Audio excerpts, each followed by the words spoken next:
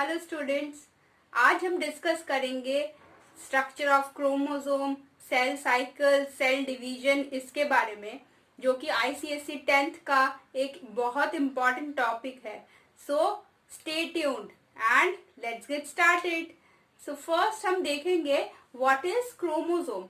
Chromosome क्या है बच्चों? Chromosome is highly condensed chromatin fibre.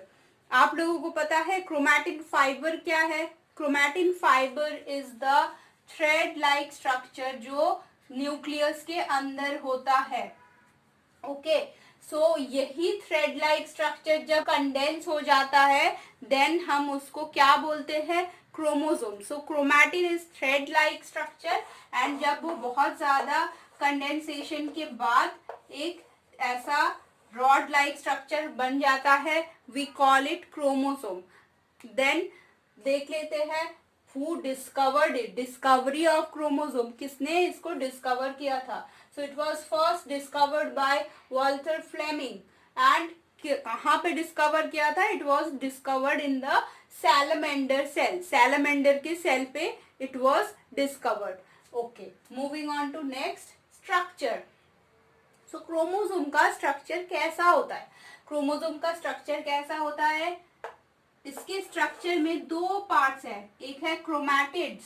Chromatids आप यहाँ पे ये स्ट्रक्चर देख सकते हो. सो क्रोमोसोम के स्ट्रक्चर में आपको एक ऐसा रॉड लाइक स्ट्रक्चर दिखेगा जिसको हम बोलेंगे क्रोमैटिड्स, और ये सेंटर में that is centromere. Right. So chromosome के स्ट्रक्चर में क्रोमैटिड्स है, वो क्या है? Rod like structure. And centromere. Centromere क्या है? Centromere is the disc at the centre.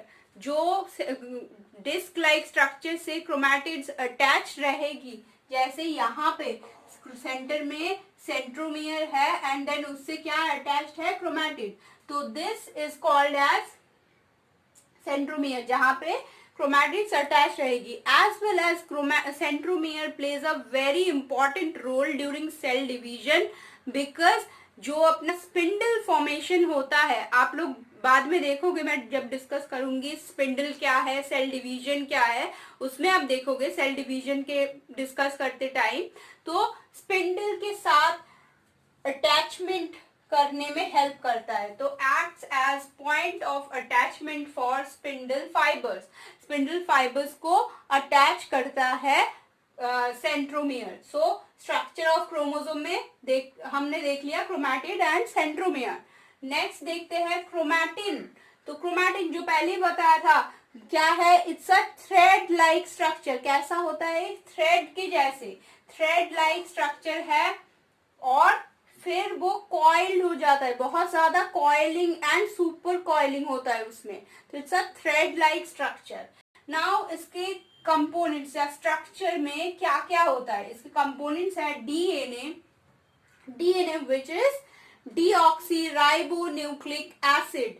DNA इसका फुल फॉर्म आपको पूछा जाता है बोर्ड्स में. DNA is deoxy ribonucleic acid. Okay, ribonucleic acid DNA का फुल फॉर्म. और इसकी स्पेलिंग नहीं मिस्टेक होना चाहिए, then you will not get the mark. Okay, so DNA plus histone.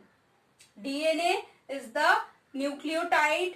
Nucleotide से बना हुआ है, पॉलीन्यूक्लियोटाइड चेन है एक्चुअली, वो भी देखेंगे. डीएनए का स्ट्रक्चर देखें डिटेल में.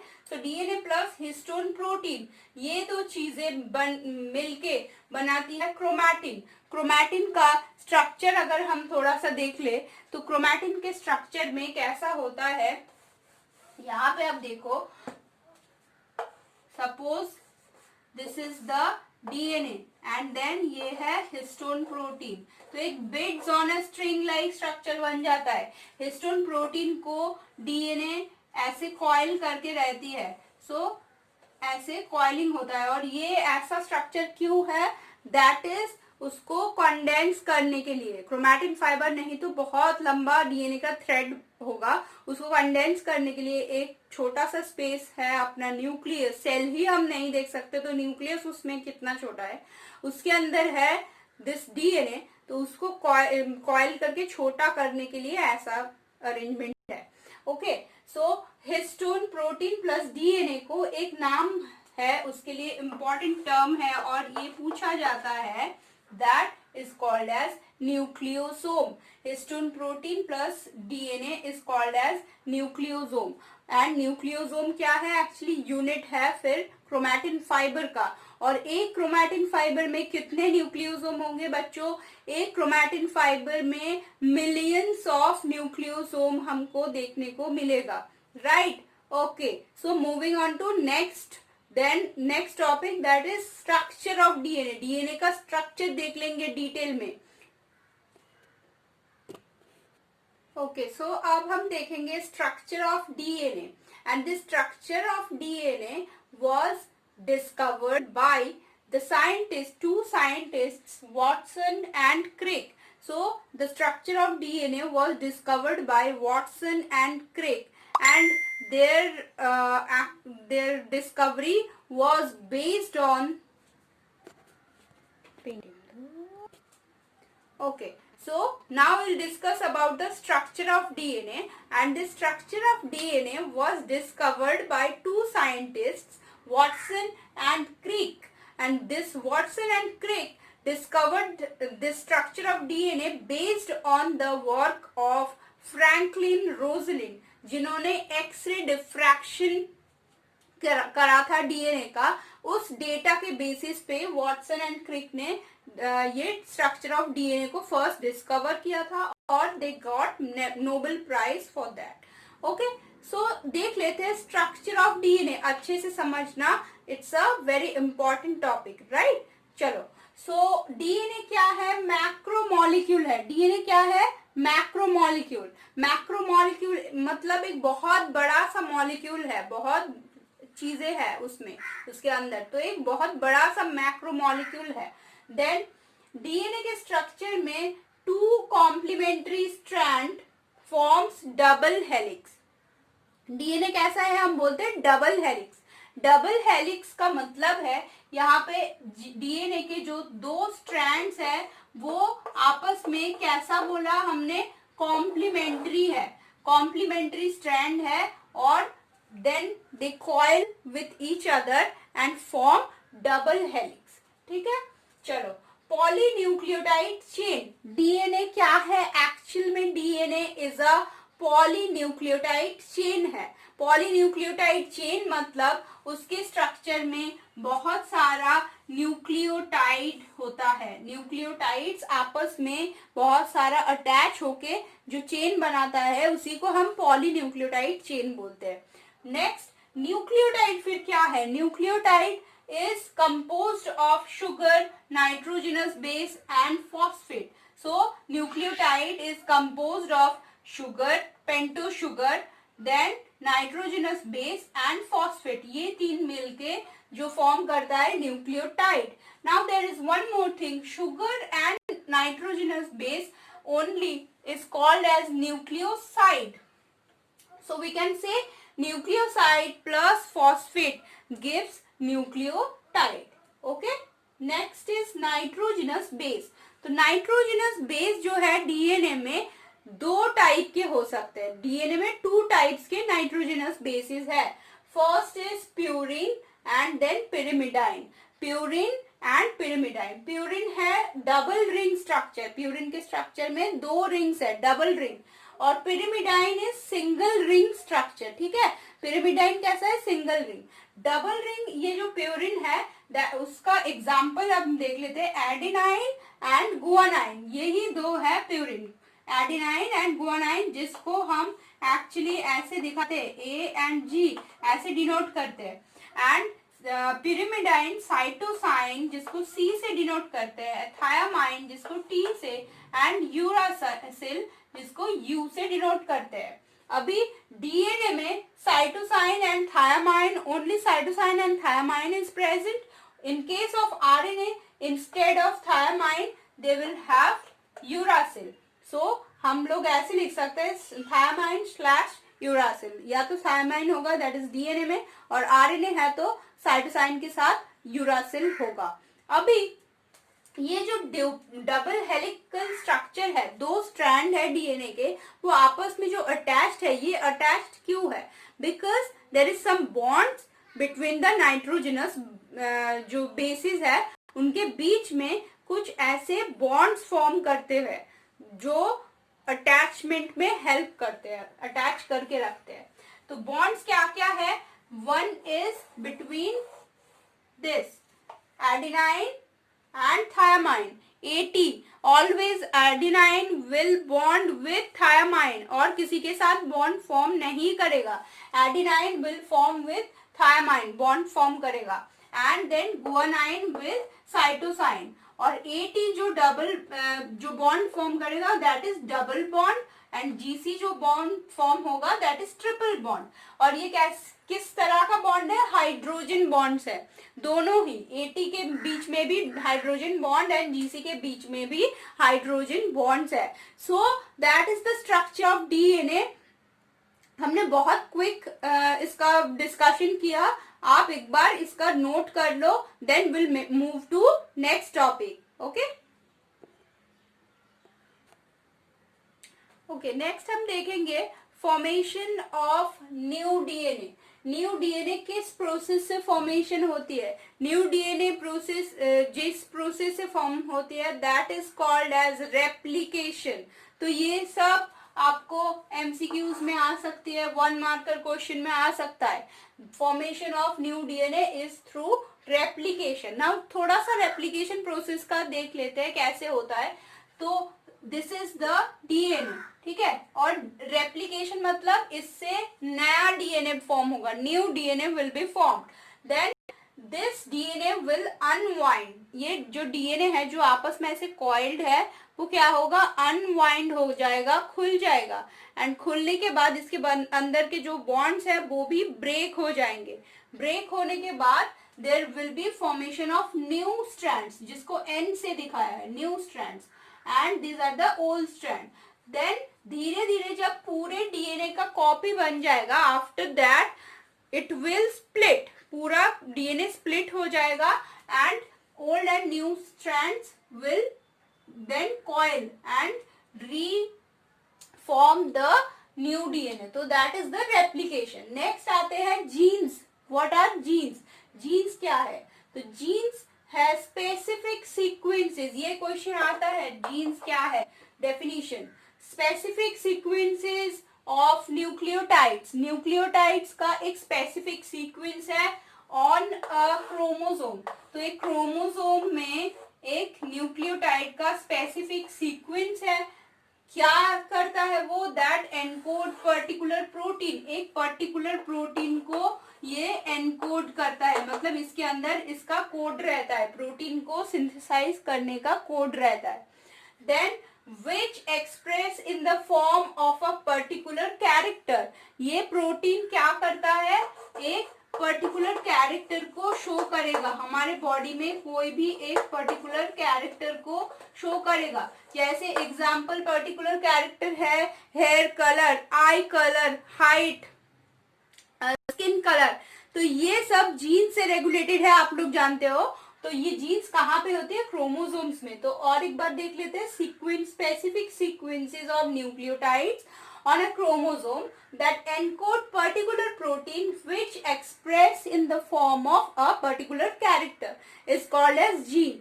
Okay, so next topic आप लोग नोट कर लो।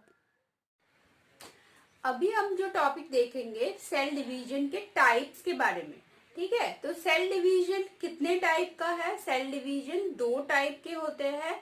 माइटोसिस जो कि ग्रोथ एंड डेवलपमेंट के लिए रिस्पॉन्सिबल है, और मियोसिस जो गैमेट फॉर्मेशन के लिए रिस्पॉन्सिबल है। ओके, तो क्या क्या है? Mitosis and meiosis are there. Now phases of cell division. Cell division में 2 फेजेस है। क्या क्या? One is karyokinesis, that is division of nucleus. Nucleus का डिवीजन, उसी को हम बोलेंगे karyokinesis. Karyokinesis means karyo word comes from carrion, that is nucleus, and kinesis मतलब just division. So karyokinesis मतलब nucleus का division. Then in the karyokinesis there is 4 phases. 4 phases है karyokinesis में. The 4 phases are prophase, metaphase, anaphase and telophase. Prophase, metaphase, anaphase and telophase. तो ये जो 4 phases है उससे karyokinesis complete होता है. Next is the cytokinesis phase. Division of cytoplasm. Cyto मतलब साइटोप्लाज्म से वर्ड रिलेटेड है एंड काइनेसिस मतलब डिवीजन. तो साइटोकाइनेसिस मतलब साइटोप्लाज्म का डिवीजन. तो these are the 2 phases of any kind of cell division, be it mitosis और meiosis, दोनों का ही ये सेल डिवीजन के फेजेस है. नेक्स्ट हम देखेंगे इंडिविजुअली ये prophase, metaphase, anaphase and telophase के कैरेक्टर्स के बारे में. आप कैसे उस फेज को आइडेंटिफाई कर सकते हो, उसका डायग्राम दिया जाता है, उससे कैसे आइडेंटिफाई कर सकते हो एंड उसके कैरेक्टर्स क्या है इसके बारे में देखेंगे. ओके, सो फर्स्ट फेज जो हम देखेंगे in the karyokinesis process. Karyokinesis मतलब हमने क्या बोला, न्यूक्लियस का division. So in this process first phase is prophase. Okay, so prophase में क्या क्या होता है देखो. प्रोफेज के characters are this. Centrioles start moving apart. पहले हमने क्या बोला, centrioles start moving apart. So this are the centrioles. Centrioles क्या हो रहा है, मूव अपार्ट हो रहा है and they are starting moving towards the 2 poles of the cell. Cell के दोनों पोल्स की तरफ मूव करना स्टार्ट कर रहा है. Then there is distinct chromosome. Chromosome कैसे हो रहा है, डिस्टिंक्ट हो रहा है. इसके पहले जो फेज है मतलब रेस्टिंग फेज में जब सेल था, जब वो डिवाइड नहीं कर रहा हो रहा था, तब क्या हो रहा था, वो उसमें हमको डिस्टिंक्ट क्रोमोसोम नहीं दिख रहा था. क्या दिख रहा था बच्चों, क्रोमैटिन फाइबर, राइट. सो यहाँ पे प्रोफेज स्टेज में हमको डिस्टिंक्ट क्रोमोसोम दिखेगा. नेक्स्ट है nuclear membrane and nucleolus disappear. Nuclear membrane क्या होगा, डिसअपियर होना स्टार्ट हो जाएगा एंड साथ ही साथ न्यूक्लियस के अंदर जो डॉट लाइक स्ट्रक्चर है न्यूक्लियोलस, वो भी डिसअपियर होना स्टार्ट हो जाएगा. ठीक है, चलो. Spindle fibre appear. क्या होगा, स्पिंडल फाइबर अपियर करना स्टार्ट करेगा. जैसे आप यहाँ पे देख सकते हो स्पिंडल फाइबर अपियर करना स्टार्ट कर रहा है. तो आपको अगर प्रोफेज का डायग्राम बनाने को बोले देन आप ये डायग्राम बनाओगे जहां पे न्यूक्लियर मेम्ब्रेन ऐसे श्रेडेड फॉर्म में है एंड सेंट्रियोल मूव अपार्ट कर रहा है और उसके in between spindle fibre formation start हुआ है. ठीक है, चलो. Next phase is metaphase. तो प्रोफेज के बाद आएगा क्या, मेटाफेज. और मेटाफेज के कैरेक्टर्स क्या है, मेटाफेज के कैरेक्टर्स है सबसे मोस्ट एंड इम्पॉर्टेंट कैरेक्टर है मेटाफेज का, जिसको देख के आप पहचान सकते हो मेटाफेज को, बिकॉज आपको बोर्ड में ऐसे ही डायग्राम दे दिया जाएगा. आपको उसको आइडेंटिफाई करना है, उसके कैरेक्टर्स बताने पड़ेंगे या फिर they will ask that tell us the next name of the next phase and draw its diagram. तो ऐसे चारों फेजेस की डायग्राम प्रैक्टिस करना है एंड मोस्ट इम्पॉर्टेंटली उसके कैरेक्टर्स याद होना है. कैरेक्टर्स याद रहेंगे then you can draw by yourself. So first हमने क्या देखा, मेटाफेज में chromosomes line up at the equator line. Equator line पे क्रोमोसोम लाइन अप हो जाते हैं. जैसे आप यहाँ पे देख सकते हो सेल का जो इक्वेटर लाइन है वहां पे सारे क्रोमोसोम्स आके एक लाइन में अरेंज हो जाते हैं, मतलब सेल के मिडिल पोर्शन से जो लाइन जाती है वहां पे. Next, each chromosome is attached with spindle. सारे क्रोमोसोम जो है किसके साथ अटैच होंगे, स्पिंडल फाइबर के साथ, स्पिंडल के साथ अटैच हो जाएंगे. तो that is the important characters of metaphase. Next phases देख लेते हैं. उससे पहले प्लीज आप लोग ये नोट डाउन कर लो एंड डायग्राम बना लो, then will move to next phase. Okay, so the next phase is anaphase. Anaphase में क्या होगा, so anaphase is the next phase after metaphase. Metaphase के बाद वाला फेज है एनाफेज. सो एनाफेज में जो सिस्टर क्रोमैटिड्स है वो सेपरेट हो जाएंगे and start moving towards the pole. तो इसके पहले हमने देखा था सिस्टर क्रोमैटिड साथ में थे और इक्वेटर लाइन पे थे, एंड देन एनाफेज में क्या होगा, स्पिंडल फाइबर पुल करना स्टार्ट करेगा पोल्स की तरफ, ठीक है, पोल्स की तरफ पुल करना स्टार्ट करेगा। सो क्रोमैटिड सेपरेट हो जाएंगे, स्प्लिट हो जाएंगे and then they start moving towards the पोल।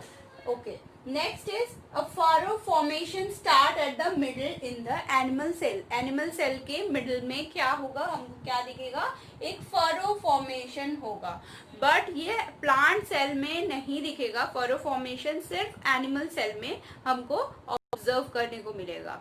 चलो, next is the telophase. Telophase में क्या होगा, 2 sets of daughter chromosome reach opposite poles. तो जो डॉटर क्रोमोसोम्स थे वो ऑपोजिट पोल पे अपना रीच कर चुके होंगे, पहुंच चुके होंगे। न्यूक्लियर मेम्ब्रेन क्या होगा, फॉर्म होगा वापस से, जैसे आप यहाँ पे देख सकते हो न्यूक्लियर मेम्ब्रेन वापस से फॉर्म हो चुका है।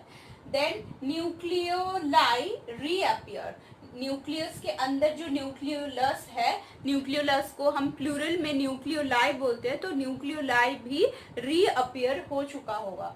And chromatids thin out to form chromatin fibre. तो क्रोमैटिड्स क्या होगा, जैसे पहले यहाँ पे क्रोमैटिड थे वो थिन होके वापस से थिन हो जाएंगे और हमको क्या दिखेगा, क्रोमैटिन फाइबर दिखेगा। सो these are the most important characters of these 4 phases। आप इसको यहाँ से अच्छे से समझ लो, then we'll move to the cytokinesis। Okay, so हमने क्या देखा, साइटोकाइनेसिस में क्या होगा, साइटोकाइनेसिस में जो साइटोप्लाज्म है वो डिवाइड हो जाएगा एंड देन सेल पूरा ही डिवाइड होके न्यू सेल्स फॉर्म करेगा, राइट। तो साइटोकाइनेसिस में क्या होता है, एन एनिमल सेल, साइटोकाइनेसिस में cleavage furrow deepens in animal cell and separates the 2 daughter cell. Deepen हो जाएगा एंड धीरे धीरे 2 डॉटर सेल्स को अलग कर देगा। In plant there is some different mechanism is there. तो प्लांट में क्या होता है, ये भी इम्पोर्टेंट है, they form cell plate. In plant they form cell plate will form and separates the 2 daughter cells eventually। so first यहाँ पे cells के बीच में सेल प्लेट फॉर्म होगा, सेल के बीच में, एंड देन धीरे धीरे 2 सेल्स सेपरेट हो जाएंगे, साइटोप्लाज्म सेपरेट हो जाएगा और पूरा सेल डिवीजन कंप्लीट हो जाएगा। So that is the process of cytokinesis. Then next हम डिस्कस करेंगे that comparison between mitosis, and actually comparison between mitosis and meiosis is already discussed in a video. Please check that. I'll put the link in the description. Okay, चलो next topic हम discuss करेंगे, तो उसके पहले आप लोग ये note down कर लो। ओके, सो नेक्स्ट हम देखेंगे सेल साइकिल क्या है। सेल साइकिल बच्चों बहुत इंपॉर्टेंट चीज है समझने के लिए। तो सेल साइकिल है एक सेट ऑफ इवेंट्स है जो एक सेल के अंदर चलता रहता है, और वो कैसा होता है, साइक्लिकली चलता रहता है। तो cyclical changes in the cell are called as cell cycle, ठीक है। साइक्लिकल चेंजेस जो सेल के अंदर होती है उसी को हम सेल साइकिल बोलते हैं। चलो, सो सेल साइकिल में क्या क्या फेजेस होते हैं। सेल साइकिल में हमने अब तक क्या देखा, सेल डिवीजन देखा है। तो सेल डिवीजन को हम क्या बोलते हैं, mitosis. Either it can be mitosis और मियोसिस। सो माइटोसिस और उसमें भी कैरियोकाइनेसिस एंड साइटोकाइनेसिस 2 फेजेस हो सकते हैं। तो कैरियोकाइनेसिस, साइटोकाइनेसिस के बाद सेल 2 अपना डॉटर सेल बन जाएगा, और जो ये डॉटर सेल्स बन रही है, न्यू सेल्स बन रही है, उनका फिर क्या हो रहा है, न्यू सेल बनने के बाद ये एंटर करेगा इनटू इंटरफेस। तो सेल साइकिल में टोटल देयर इज 2 फेज, एक है सेल डिवीजन एंड दूसरा है इंटरफेस, ठीक है। Interphase and then there is mitosis phase और मियोसिस फेज, मतलब सेल डिवीजन का फेज। सो इंटरफेज में 3 फेजेस है, क्या क्या, G1, S एंड G2। आप जैसे यहाँ पे देख सकते हो, G1 है, S है एंड G2 है। एंड G1 क्या है, G1 का फुल फॉर्म है first growth phase. G1 is first growth phase, G2 is second growth phase, ठीक है। तो these are the full form and then S for synthesis, तो S is the synthesis phase, G1 is first growth phase, then आता है S phase and then G2 phase and then वापस से cell division मतलब mitosis जिसमें karyokinesis and cytokinesis आ जाता है। तो G1 के बाद अगर कोई सेल को डिवाइड नहीं करना है, फर्दर वो सेल डिवाइड नहीं होगा, then the cell go into the resting phase, R phase या रेस्टिंग फेज में चला जाता है। And if it need to divide, तभी वो कहाँ पे जाता है, एस फेज में जाएगा। तो ये समझने की बात है, G1 के बाद अगर उसको डिवाइड नहीं करना है, आर फेज में जाएगा, रेस्टिंग फेज में जाएगा, डिवाइड करना है तो एस फेज में जाएगा। नाउ कैरेक्टर्स G1 में क्या होता है, एस में क्या होता है, देख लेते हैं। तो G1 में होता है आरएनए एंड प्रोटीन का सिंथेसिस। सेल को अगर डिवाइड करना है या सेल को चलाना है, नॉर्मल सेल को चलाना है, तो उसको क्या करना पड़ेगा, डिवीजन करने के लिए आरएनएस बनाना पड़ेगा, प्रोटीन बनाना पड़ेगा। तो आरएनए एंड प्रोटीन सिंथेसाइज होता है। नेक्स्ट क्या होता है, माइटोकॉन्ड्रिया और क्लोरोप्लास्ट डिवाइड होता है, mitochondria and chloroplast divides. Okay, चलो next is more DNA synthesis, जो एस फेज है। तो G1 में ये हो गया, एस फेज में क्या होगा, यहाँ पे देखो डीएनए सिंथेसिस नहीं होगा, तो इस बेसिस पे भी क्वेश्चन आते हैं कौन सा ऐसा फेज है इंटरफेज में जहाँ पे डीएनए सिंथेसिस होता है। तो डीएनए सिंथेसिस कहाँ पे होता है, इन द एस फेज।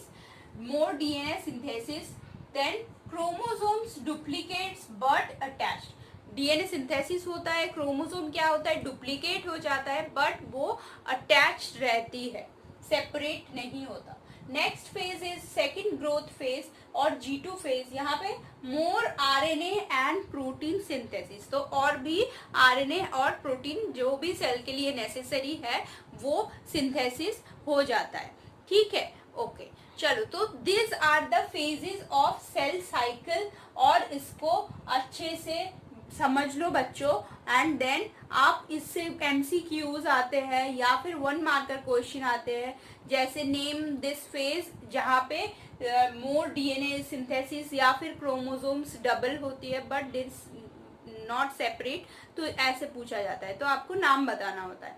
सो आप नोट डाउन कर लो, then will discuss about meiosis. Meiosis क्या है उसके बारे में डिस्कस करेंगे। ओके, सो अभी हम डिस्कस करेंगे मियोसिस के बारे में। मियोसिस क्या है बच्चों, मियोसिस कहाँ पे होता है।